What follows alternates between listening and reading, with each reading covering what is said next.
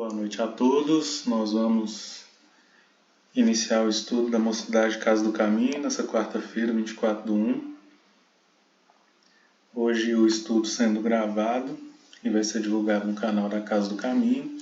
E nós vamos iniciar o estudo hoje com a temática da introdução do Livro dos Espíritos a partir do item 3.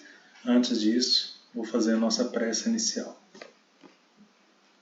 Deus de infinita bondade, Jesus, mestre e amigo, obrigado por todas as bênçãos, pela oportunidade de estarmos aqui reunidos em seu santo nome. Que a sua luz, a sua paz nos alcance, nos ilumine, nos dê sabedoria para conduzir esse estudo. Nós agradecemos pela oportunidade de podermos estar aqui reunidos, mesmo que de forma remota, para que possamos cumprir o nosso compromisso do aprendizado mútuo e do aprimoramento da doutrina espírita. Sê conosco, Senhor, hoje, agora e sempre, que assim seja. Que assim seja. Você tem um Livro dos Espíritos aí, Augusto? Tenho. Vou pegar aqui.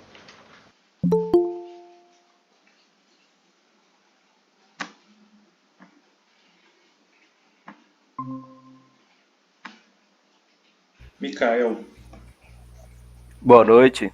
boa noite.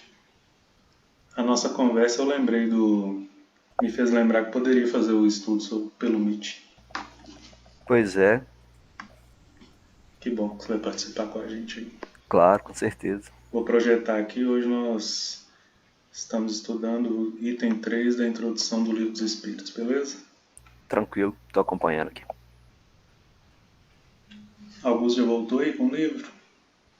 Já consegui aqui já. Beleza. Lê para nós esse início do... antes disso, né? Vocês começaram na semana passada com a Cláudia, não foi, Augusto? Vocês estudaram os itens 1 e 2. Aham. Finalizou ele, né? Isso. Qual que é o objetivo? Esse ano a gente trazer mesmo os princípios básicos aí da doutrina espírita através do estudo do Livro dos Espíritos. E da melhor maneira, que é a maneira de estudo em grupo, né? Às vezes a gente lê sozinho, mas sozinho temos só o nosso entendimento, a gente entende só de um jeito. E isso compartilhado, mesmo que a gente demore um pouco para chegar até o fim, nada impede também de que vocês continuem a leitura em casa, até para se preparar. E o objetivo também é fomentar que vocês façam essa leitura do Livro dos Espíritos mesmo. Porque tudo que a gente comenta, né, embasado aí na doutrina espírita, vai estar compilado para nós nesse livro. E mais do que isso, ele nos ajuda em diversos aspectos aí da nossa vida. Então, é uma leitura interessante para vocês, jovens aí iniciando, né, a jornada na doutrina espírita. É importante já ter esses fundamentos. Então, a ideia é a gente fazer isso, não em todas as quartas, para também não ficar uma coisa cansativa, mas dependendo da demanda também, se vocês gostarem, a gente faz sequencial, lendo ele todas as semanas. Mas até então, pelo menos 2 quartas-feiras, 2 ou 3 aí, a gente vai colocar o estudo sequencial do Livro dos Espíritos. Então, na primeira parte e na segunda, Kardec vai trazer princípios básicos aí de terminologia, traz para nós a diferença entre alma e espírito, né? Fundamentos do porquê do Livro dos Espíritos ser, né? Ter esse nome, porquê que tem a necessidade da doutrina espírita, isso aí vocês viram nos itens 1 e 2. E uma coisa que Kardec sabe fazer muito e que vai fazer a partir do item 3 aqui, é defender o argumento e a ideia relacionada com o Espiritismo. Então, a partir desse item aqui, nós vamos ver que algumas dúvidas comuns, né, ele procura responder. E outra coisa interessante, não só para esse livro, gente, mas para outros também que vocês virem a ler, principalmente na doutrina espírita. Leia do início ao fim. Parece óbvio isso, mas do início que eu quero dizer é leia a introdução. Leia as notas de editora. E lá no final, leia, né, os comentários que são feitos aí no índice remissivo também. porque isso dá uma ideia mais ampla do conteúdo. Tá? Ler o Livro dos Espíritos e passar direto para a primeira questão, com certeza você não vai deixar de aprender. Você vai aprender alguma coisa, mas vai aprender mais se ler desde o início. Então, às vezes, a introdução é um pouquinho cansativa, mas já é para inferir esse costume de vocês de livro de doutrina espírita precisa ser estudado. Tá? E isso envolve a introdução. Então, você pode começar para nós aí, Augusto, item 3? Posso? No meu livro aqui tá um pouco diferente, tem problema? Tem, não? Ok.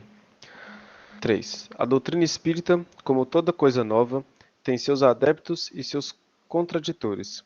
Vamos tentar responder a algumas das objeções desses últimos, examinando o valor dos motivos sobre os quais eles se apoiam, sem ter, todavia, a pretensão de convencer todo o mundo, porque há pessoas que creem ter a luz sido feita só para elas. Dirigimo-nos às pessoas de boa fé sem ideias preconcebidas ou mesmo intransigentes, mas sinceramente desejosas de se intuir, e lhes demonstraremos que a maioria das objeções que se opõem à doutrina provém de uma observação incompleta dos fatos e de um julgamento feito com muita irreflexão e precipitação. Vamos discutir um pouquinho esse parágrafo aí.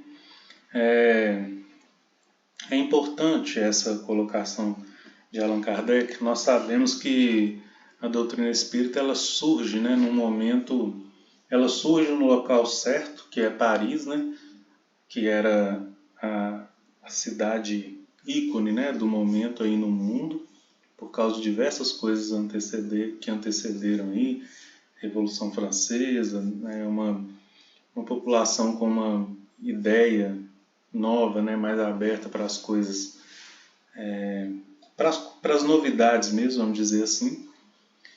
E era uma cidade alvo, né? França então era um país alvo em termos de evolução, de tecnologia, até mesmo turismo. Então era um local que o mundo voltava e ainda volta, né? Mas naquela época voltava mais ainda o olhar, França e propriamente Paris.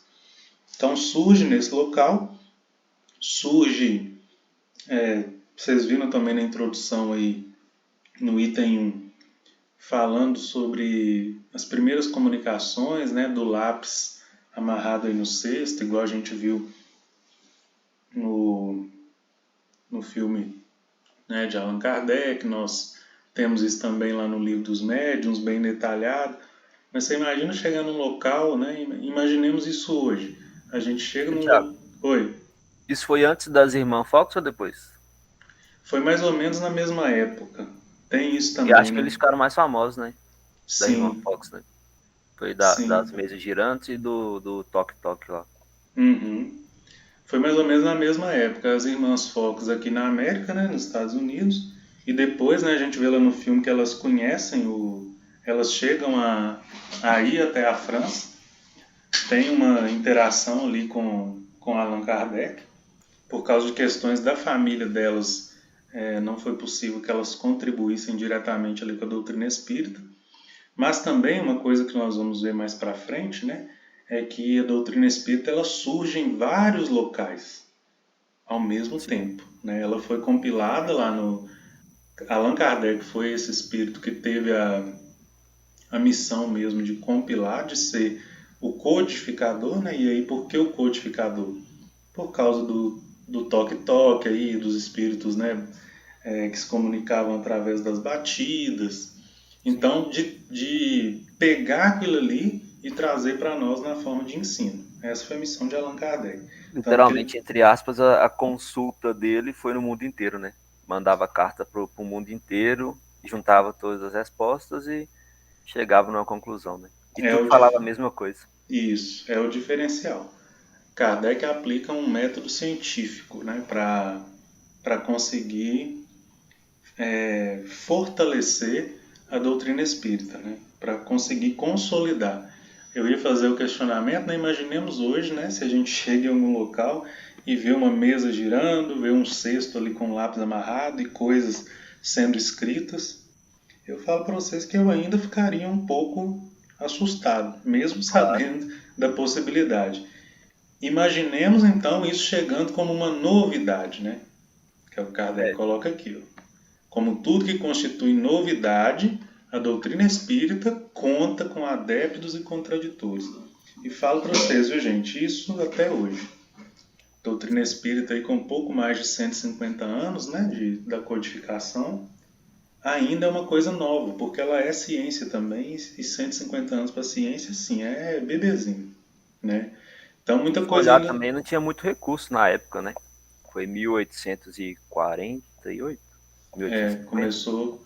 Kardec começa a ter o primeiro contato no fim da década de 30, né, do século XIX, e início de 40, ele começa com todo aquele trabalho investigativo, e Livro dos Espíritos surge aí no fim da década de 40 e início da década de 50. Né? Se for olhar, não tinha muito recurso antigamente, né? Não tinha recurso, e o Kardec, ele consegue contornar isso na base do argumento lógico. Sim. Né? E do método científico que dá para ele aplicar, a comprovação, né? O primeiro desafio dele foi comprovar que as comunicações vinham de algo que tinha inteligência e não dos médiums. Então ele variava os médiums e mantinha um espírito, ou mantinha, melhor dizendo, a mensagem. Na ciência a gente faz muito isso. Se você quer avaliar uma variável, né, você coloca ela em teste. Em teste. Então, se você Com quer... vários tipos, né? De vários tipos. Se você quer avaliar, por exemplo, a comunicação inteligente e aí a mensagem, essa é a sua variável fixa, a mensagem. Varia o que depois? As variáveis aleatórias. Os médiums. Veio a mesma mensagem? Opa, então essa mensagem foi o que ele fez, né? De vários países, de vários idiomas e tudo falando a mesma coisa. Né? Que não se conheciam, não tinha ligação nenhuma. De várias formas também. Vários tipos de comunicações diferentes. Exatamente. Então, foi a maneira, né? E Kardec, eu falei da cidade, né? Do local, referência, e Allan Kardec uma pessoa preparada, né? Se a gente vê, nós vimos lá no filme, né? Que no início ele cético, né? O mundo ali ainda vindo aprendendo o que era magnetismo, energia elétrica, muito recente, e olha a importância, né? Olha como que a doutrina espírita vem no momento certo. Talvez o principal passo evolutivo para a ciência foi a relação entre magnetismo e eletricidade. Aquilo ali virou o mundo ao avesso. Assim.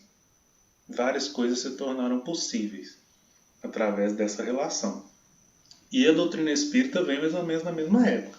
Kardec, então, um pesquisador, professor, uma pessoa curiosa, um cético, mas não um crítico que não investiga, porque tem muito disso, né? A pessoa que só critica, mas não tem argumento. Kardec investigou. Ele se convenceu primeiro de que aquilo ali tinha um fundamento de verdade, né? E investigou se essa verdade era verdade mesmo. Ela foi comprovada. Né? E aí ele continua. O que nós vamos ver aqui então, a preocupação de Allan Kardec não é nem de convencer, né? Não é nem de convencer as pessoas, mas de provar os fatos e de ter argumento contra as não objeções, mas os questionamentos. E a ciência, ela se dá por questionamento, não é por aceitação. A gente só descobre coisa porque a gente se questiona. Kardec, ele dá o passo inicial na doutrina espírita porque ele questiona, será que é ou será que não é? Quando você questiona, você formula hipótese. E se você é um pesquisador nato, você vai em busca de refutar ou aceitar uma hipótese. Kardec então questionou, formulou hipótese. Isso é espiritismo ou isso é o embuste? Isso é enganação? Ele consegue refutar que é enganação e comprovar que é o espiritismo. E aí, tendo isso comprovado, ele começa todo o trabalho. Então, ele, né, que era uma pessoa com conhecimento, uma pessoa designada para aquilo ali, teve seus questionamentos, então é muito natural que as outras pessoas que vissem também questionassem, né? Então, inclusive o Houdini, né, aquele mágico que fez muito sucesso, vocês já ouviram falar, né? Sim, sim, Houdini. Ele foi um Eu acho dos... que não, mas Oi? posso Escapista. pesquisar. Escapista, é. Ele tem uma série dele, que se tiver interesse depois assiste, muito boa. Uma minissérie. Ele foi um dos questionadores de Allan Kardec. Ele, como ele tinha o dom, né, ali de fazer truques mesmo, para ele era muito claro que a doutrina espírita tinha algum truque, as comunicações, alguma coisa assim. Ele questiona, né, na série não aborda muito isso, não aprofunda muito, mas ele foi um dos questionadores. E o William Crookes foi uma pessoa designada para desmascarar a doutrina espírita, mas também um cientista, né? E aí ele consegue, né? Ele não acha argumento para desmascarar e, pelo contrário, ele se vira, ele se torna, né? Espírita, cientista, né?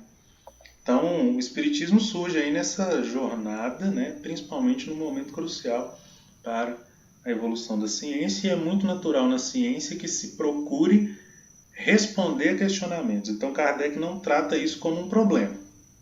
Então, ele coloca, dirigimos-nos aos de boa fé, aos que não trazem ideias preconcebidas ou decididamente firmadas contra tudo e todos.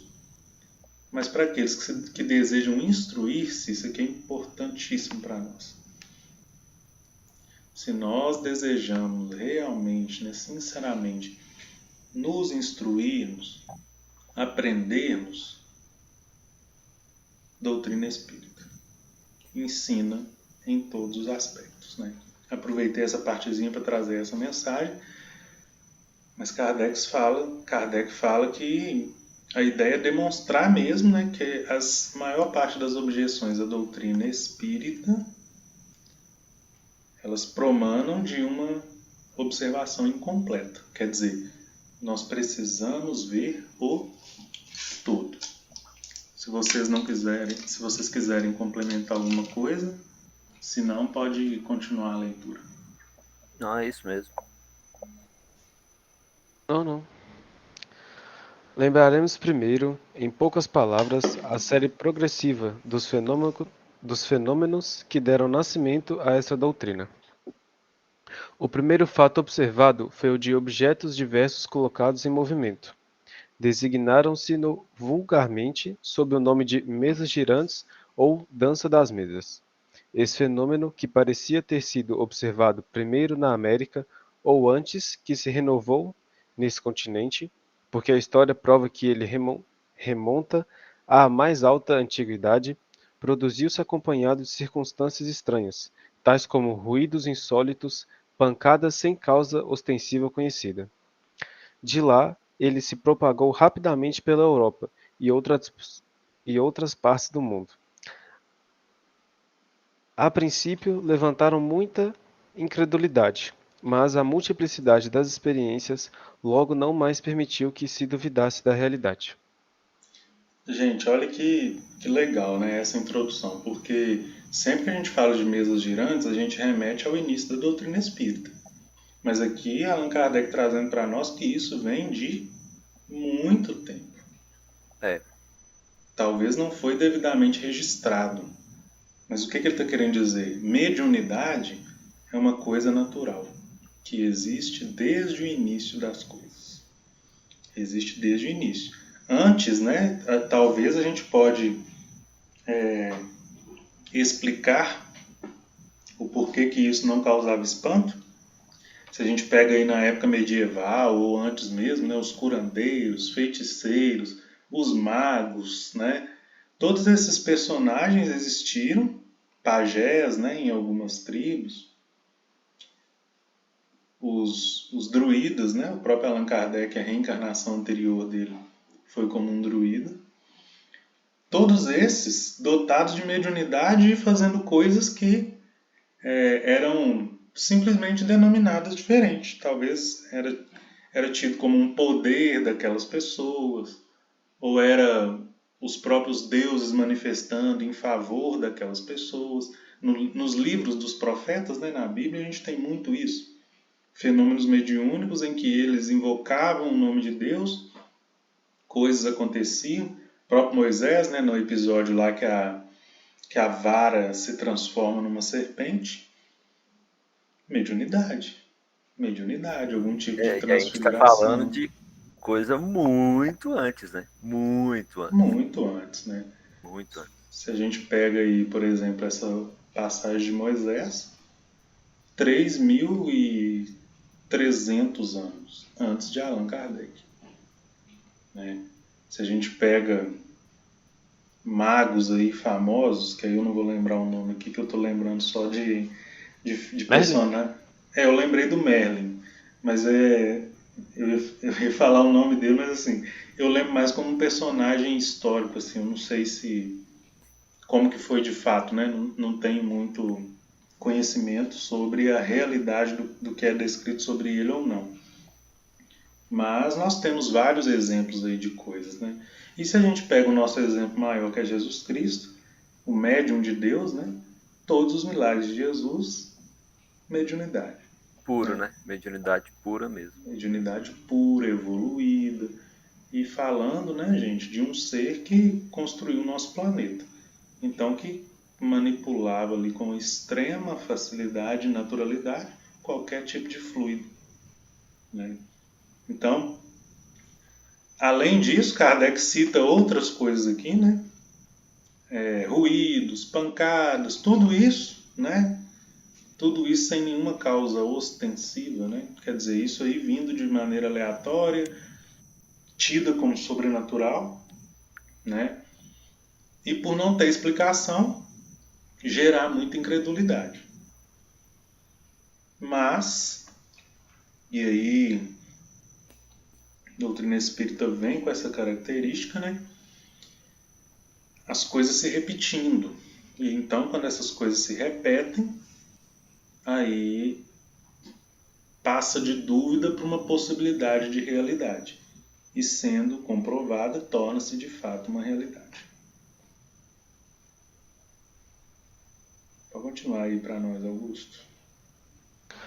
Se esse fenômeno tivesse sido limitado ao movimento dos objetos materiais, poderia se explicar por uma causa puramente física. Só um minutinho. Aqui ele fala da causa puramente física por causa do magnetismo remanescente naquela época. O magnetismo e a eletricidade, pouquíssimo tempo, vem praticamente junto com isso daí. Por isso que ele toca nesse ponto. Pode continuar. Sim. Estamos longe de conhecer todos os agentes ocultos da natureza e todas as propriedades daqueles que conhecemos, a eletricidade. Aliás, multiplica cada dia ao infinito os recursos que proporciona ao homem, e parece dever iluminar a ciência com uma nova luz. Não haveria, pois, nada de impossível em que a eletricidade, modificada por certas circunstâncias, ou outro agente desconhecido, fosse a causa desse movimento. A reunião de várias pessoas, aumentando a força de ação, parecia apoiar essa teoria, porque se poderia considerar esse conjunto como uma pilha múltipla, cuja força está na razão do número de elementos. Gente, isso aqui, Allan Kardec está falando de coisas, né, que depois a ciência veio comprovar, que tudo é energia, né? Se a gente traz isso para a nossa realidade do espiritismo, o que são as reuniões mediúnicas, por exemplo, né? Não sei se vocês já tiveram oportunidade de participar ou de ver, mas no filme lá no Allan Kardec, no filme da Allan Kardec também, várias pessoas reunidas, por quê? Uma pilha, né? Como se fosse uma pilha múltipla. Pilha também era um conceito muito novo, né? Na época, a pilha de Daniel, que ele, né, descoberta há pouco tempo, gerava ali eletricidade e foi vendo que colocando pilhas em série aumentava-se, né, a energia, a diferença de potencial ali gerava corrente elétrica. Então aqui está falando de uma forma de energia, que é energia elétrica, né? Mas o que Kardec quer dizer para nós é que quando, né, por exemplo, numa reunião mediúnica ou numa vibração, ou quando faz o passe coletivo lá na Casa do Caminho, se tem pessoas ali com o pensamento direcionado para o bem, né? Por que na hora do passe fala assim, eleva os pensamentos a Jesus, faz uma prece, alguma coisa, por quê? Você muda seu padrão energético e energia, né, quando ela está numa mesma vibração, ela tende a intercalar com outra onda na mesma vibração. E isso, né, aumenta ali então a intensidade dessa energia. Não sei se vocês já Acaba criando viram. uma sintonia, né? É a sintonia, é isso mesmo, tá? E aí, né, depois a ciência vem mostrar para nós que tudo é energia, e que na verdade a matéria, o movimento dela é muito sutil, né? E a gente não percebe, mas até o que parece estanque, o que parece imóvel, tem movimento de elétrons, né? Tem uma série de coisas ali acontecendo. Depois, não sei se vocês já viram, mas tem um fato aí que mostra, né, o que é essa interposição de ondas de energia. Depois vocês procuram pela ponte balançando. Não sei se vocês já viram, mas é uma ponte que por causa de uma...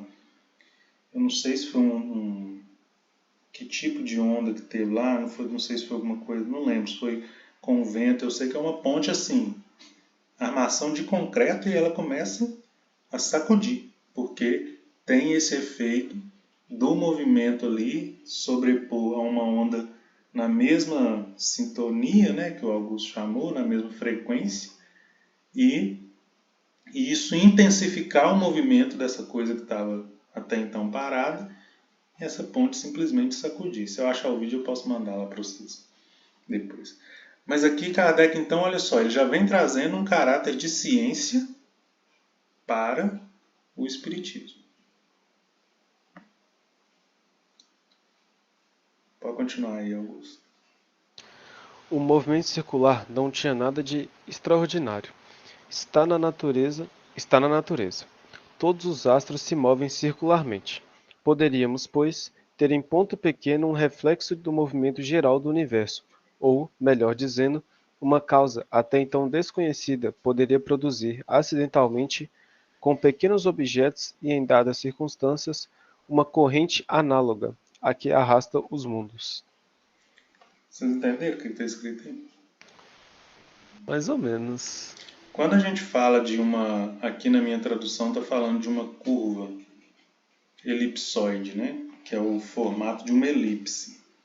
A elipse ela tem raios, né? Enquanto o movimento, o círculo, a distância do centro para a borda, né? Que a gente chama de raio, é igual em qualquer ponto.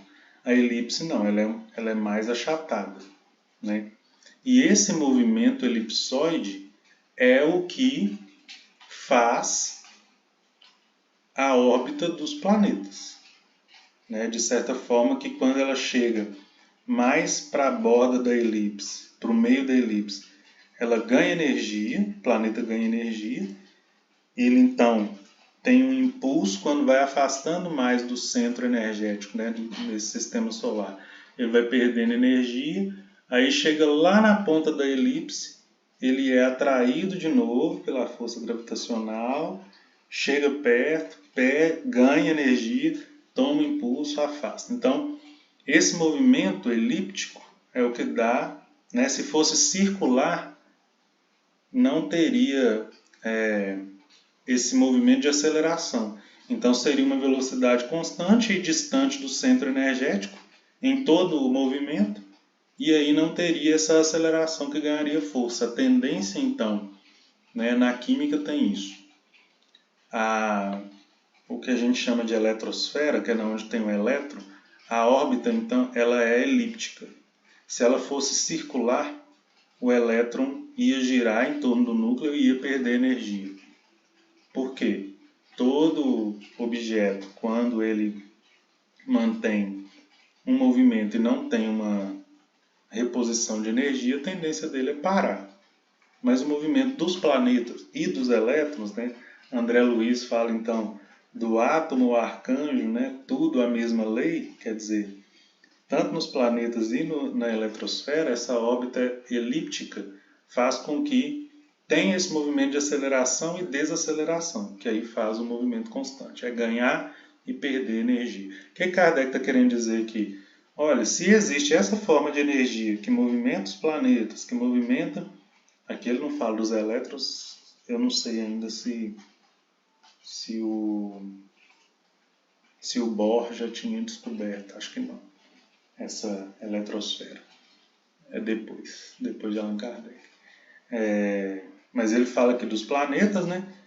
Que da mesma forma que coisas enormes como planetas podem se movimentar por uma coisa que a gente não vê, uma energia que a gente não vê, por causa dessa ordem, né? Dessa curva elíptica, nada impede que um objeto também menor, por exemplo, o cesto, a cadeira, seja movimentado desde que haja ali um outro tipo de energia, né?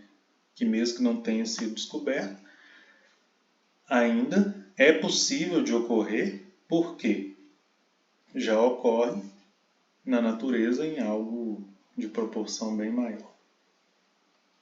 Pode continuar. Mas o movimento não era sempre circular.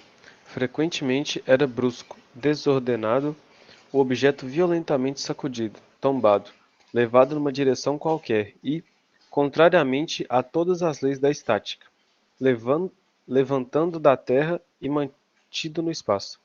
Nada ainda nesses fatos que não se possa explicar pela força de um agente físico invisível. Não vemos a eletricidade derrubar os edifícios, destruir as árvores, lançar ao longe os corpos mais pesados, atraí-los ou repeli-los? Pode continuar. Os ruídos insólitos, as pancadas, supondo que não fossem um dos efeitos comuns da dilatação da madeira ou de outra causa acidental, poderiam ainda muito bem ser produzidos pela acumulação do fluido oculto. A eletricidade não produz os mais violentos ruídos? Olha só. Kardec então traz para nós um exemplo que ocorre na natureza, que foi isso que eu falei aqui desse movimento elíptico. E depois, né, aí que está o caráter científico, né? Se fosse só esse tipo de movimento, poderia ser algo simplesmente natural. Mas aqui ele começa a tentar comprovar para nós o fenômeno inteligente. Quer dizer, no primeiro parágrafo, né, que foi lido aí agora, né, tinha movimento desordenado, né, não tinha um movimento uniforme. Coisa que ia daqui para lá, que arrastava, coisa que ficava suspensa, né, e aí ficar suspenso pior ainda, porque se no movimento circular tinha uma energia inicial, né, o circular, não o elíptico, tinha uma energia inicial que se não for reposta ele vai diminuindo, como deixar um negócio suspenso vencendo a lei da força gravitacional? Aí Newton já tinha falado que para tudo... também, né? Porque se fosse algo magnético, puxava de um lado e depois puxava do outro, né? Uhum. Agora, um movimento que ficar suspenso, realmente. E Newton já tinha nos princípios lá da física, né, mecânica, que para conseguir ter uma ação contrária, você tem que impregnar ali, você tem que colocar no mínimo, né, a mesma força, né, no sentido contrário. Então, para um objeto ficar suspenso, né, no mínimo tem que ter uma força contrária ali, né, a força gravitacional, empurrando contra. E aí de onde que vem isso, né? Não tem como explicar. Se não é algo que vai sendo reposto, o que é? Kardec inteiro começa, eu sempre chamo a atenção, o raciocínio lógico de Allan Kardec. É impressionante. E aí eu pedi para continuar na parte dos ruídos também, porque é o mesmo raciocínio. Pode ser dilatação da madeira, pode ser uma coisa natural, mas né, pode ser a acumulação de um fluido. Aí vamos continuar aqui, que eu acho que ele vai chegar ainda na parte, né, da... Deixa eu só ver até onde que vai esse item 3, gente. É muito grande, não vai dar pra gente terminar ele hoje não, mas pode ler aí, Augusto. Até aí, como se vê, tudo pode entrar no domínio dos fatos puramente físicos e fisiológicos. Sem sair desse círculo de ideias, havia aí a matéria de estudos sérios e dignos de fixar a atenção dos sábios. Porque assim não ocorreu? É penoso dizê-lo, mas isso se prende a causas que provam entre mil fatos semelhantes a levianidade do espírito humano. Primeiro, a vulgaridade do objeto principal que serviu de base às primeiras experimentações a isso não foi estranha. Que influencia uma palavra frequentemente não tem sido sobre as coisas mais sérias, sem considerar que o movimento poderia ser imprimido a um objeto qualquer. A ideia das mesas prevaleceu, sem dúvida, porque esse era o objeto mais cômodo e se assenta mais naturalmente ao redor de uma mesa que ao redor de outro móvel. Ora, os homens superiores são, algumas vezes, tão pueris, que não seria nada impossível que certos espíritos de elite tenham acreditado abaixo deles se ocupar daquilo que se tinha convencionado chamar a dança das mesas. É mesmo provável que, se o fenômeno observado por Galvani o tivesse sido por homens vulgares e ficasse caracterizado por um nome burlesco, estaria ainda relegado ao lado da varinha mágica. Terminou o seu aí? Aham. Qual, com efeito, o sábio que não houvera julgado uma indignidade ocupar-se com a dança das rãs? Aí eu vou precisar da ajuda aqui da pesquisa para ver qual que é esse fenômeno aí de fenômeno observado por Galvani.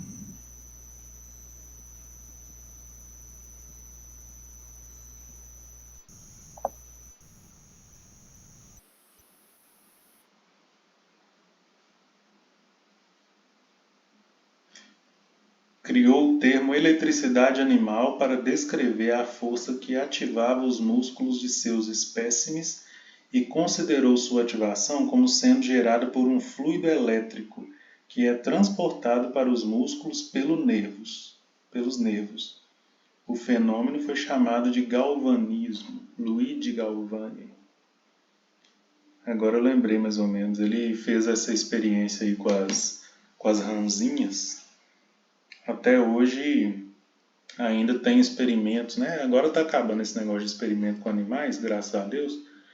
Mas tinha uns impulsos, né? Que o pessoal observa assim, pegando em determinado nervo ali de rãzinhas, de ratos, né? E vê ele mexendo e tal. Tem um pouco a ver com isso. Mas aqui, né, gente, Kardec está querendo dizer que a maneira com que é observado, primeiramente, o fenômeno, né? Ele fala aqui dessa vulgaridade, quer dizer, se isso é feito de uma forma, se isso é observado assim como à primeira vista, como algo mágico, como algo inútil, como algo de distração ou de entretenimento só, se não tiver um olhar focado no porquê daquilo acontecer, isso aí passa despercebido. Né? E muitas vezes fica a título de, né, o que a gente vê muito que o Espiritismo explicou depois, né? Tinha muita assombração, casa mal assombrada, tanto que vocês verem, né, que a maioria dos filmes aí de terror, quando fala de casa mal assombrada, remete do período do fim da era medieval ali, vamos colocar 1700, 1600 talvez, até 1900 no máximo. Hoje em dia a gente não vê muito isso. Mas olha como que esses fenômenos também surgem em um momento de início do Espiritismo. Exatamente o quê? Para chamar atenção, para ter mais pontos para observar e porque tinha pessoa certa para observar. Allan Kardec, né? Que não tratou aquilo de uma maneira simplória, mas pelo contrário chamou atenção, né? Ele correu atrás, pesquisou e identificou do que realmente que tratava aqueles fenômenos. Então ele está chamando a atenção aqui de que à primeira vista, né, já a primeira impressão precisa ser levando as coisas a sério. Como que a gente raciocinar, né, como que isso muda a minha vida? Como que me transforma? E infelizmente até hoje tem muita gente que ainda acha que espiritismo é conversar com quem foi. Tem gente que até hoje fala de mesa girante. O principal, né, que o povo fala é que você conversa com espírito, você vê espírito. E na verdade o ponto que é muito importante, mas que não é o mais importante, a mediunidade ela é muito importante, mas o ponto mais importante às vezes fica de lado, que é a reforma íntima, a melhoria de nós mesmos. Então, porque geralmente sempre as pessoas procuram a doutrina espírita procurando resolver os problemas, né? Então, isso. Só que o maior grande problema é a gente mudar. Só que a gente acha que é as outras coisas em volta da gente mudar, aí a gente vai ficar melhor, mas só que não é desse jeito. Isso mesmo. Dependendo da casa espírita, tipo assim, que a pessoa vai procurando ajuda, não, conversa com fulano aqui, aí vai falar o que você tem que fazer aqui, Aí a pessoa fica, será que eu vou, será que eu não vou? Só que a pessoa é curiosa, aí acaba indo, só que não é tão desse jeito, né? Eu sempre escuto isso, né? E lá na casa do caminho, você conversa com o espírito? Só que se chamar a pessoa para assistir uma palestra, a pessoa não quer. Não vai, né? É igual quando o pessoal fala, o passe. O passe é um remédio, aí a pessoa só vai para tomar o passe. Mas a palestra que é o mais importante, que é a mensagem para a gente falar assim, nossa, realmente, a gente tem que mudar, né? Para as coisas melhorar, a gente não quer. Mas se falou que é a cura do problema, vamos tirar o problema. Mas a raiz do problema, a gente não esquece da raiz do problema. É aí que tá. E o que é bom ficar muito claro, assim, é que para a época de Allan Kardec, para chamar a atenção do pesquisador, das pessoas, precisava de mesas girantes. Sim. Hoje não. Hoje o chamamento é outro. E tem gente ainda que quer ver mesa girante. Tem gente ainda que quer só receber mensagem de quem já foi. E, infelizmente ainda acha casas que não têm o comprometimento sério que a doutrina espírita exige e vão por caminhos assim não muito agradáveis. O amparo espiritual ele nunca falta, né, gente? Então, até nessas casas, às vezes, ainda vai ter algum tipo de benefício para quem for, porque muitas vezes ela vai ser atraída só por isso mesmo. Ela vai ser atraída por fenômeno, por coisa, mas pelo menos isso ela precisa, né, para curar ali, para ser auxiliada. E aí, a importância, né, de ler Livro dos Espíritos é porque a gente já começa a entender esse tipo de coisa. A impressão, a seriedade com que tem que ser levado. No fim aqui, ele traz então para nós esse exemplo, né, da dança das...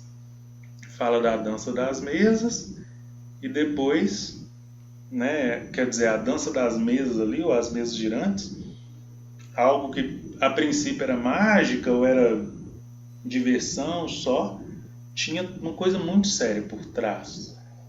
E ele dá o exemplo aí do Galvani, né, que conseguiu observar então esse fluido elétrico ali que ele denomina, né, em experiência com os animais. Quer dizer, quem está conduzindo tem muita interferência no resultado daquilo que está sendo conduzido. E a seriedade tem que ser dada desde o início. Não é a seriedade assim de ser rude ou de ser taxativo, porque tem isso também, né? Tem lugar que você não pode fazer uma piadinha, não pode... Lógico, né? Não é... Coisas assim, naturais, você não pode... Expressar o sentimento. Expressar o... De um jeito mais descontraído. Isso, de um jeito mais descontraído, que a pessoa, não, aqui é casa espírita, não sei o que, tal, tem que ser assim, impõe, né? Não é a seriedade nesse sentido, mas é a seriedade de dar importância. Dar importância, porque nenhum fato é por acaso. Se a gente vê o início da doutrina espírita com mesas girantes, e hoje a gente falar de Chico Xavier, a gente falar de reforma íntima, estudo minucioso do Evangelho, estudo de mocidade, campanha do quilo, a gente pega essas duas pontas, parece que não tem nada a ver. Mas olha só, surgiu, começou de lá.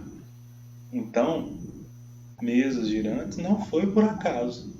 Mas dependendo de quem observou, foi só um momento de diversão e não aproveitou nada. E talvez nós, não sei se a gente estava reencarnando na época, mas talvez nós não tivemos a oportunidade de ver aquilo, mas hoje estamos aproveitando todo o desembolar, né, positivo desse fato que até então parecia aleatório. Gente, deu nosso horário aí, eu tinha falado até 8h50, né, mas já coloquei ali uns minutinhos de tolerância. Vocês têm mais alguma coisa para acrescentar? Não, é só isso mesmo. Só isso mesmo. Eu só queria falar a questão que você tinha chamado para os filmes. Às vezes os filmes acabam banalizando, né? A imagem do espiritismo e tudo, deixando as pessoas com mais medo, às vezes com medo até de procurar nesse sentido. Fica bem Também. complicado. E às vezes tem muita desinformação, porque isso é bom, Augusto, que tem a ver com o que a gente comentou. Não é dada a seriedade que merece. A gente vê, né, várias novelas aí que acham que estão falando de reencarnação, que acham que estão falando de lei de causa e efeito, mas não é. Não é.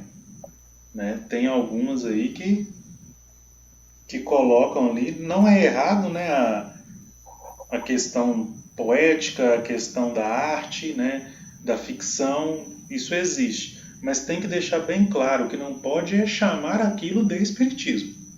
E muitas vezes usam termos igual reencarnação, né, surge com o espiritismo, uma palavra que foi criada no cenário da doutrina espírita. Né? Então, às vezes aplica ali para coisas que pode ser uma reencarnação, mas que não respeita as leis de reencarnação, que a reencarnação é uma lei de Deus, né? Acaba distorcendo, né? Distorce. E aí, né, a gente, às vezes, né, corre o risco de ver uma coisa dessa e achar que porque está na mídia, muita gente falando, né, é verdade, é daquele jeito, não procura aprofundar, não conhece a base, não tem um julgamento crítico e acaba sendo, né, enganado ali também. Não enganado no sentido para alguém lhe fazer mal, mas enganando a si mesmo, né, perdendo a oportunidade de buscar um conhecimento que é muito mais aprofundado, né, muito mais robusto, que vai te ajudar muito mais a entender as questões da vida.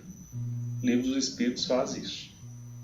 Ajuda a gente a entender não as questões que estão no livro. Ajuda também, mas principalmente as questões da nossa vida. Sim, isso mesmo. Beleza, gente? Tranquilo. Ô, Micael, você faz a prece final para nós? Faço, tranquilo. Por favor.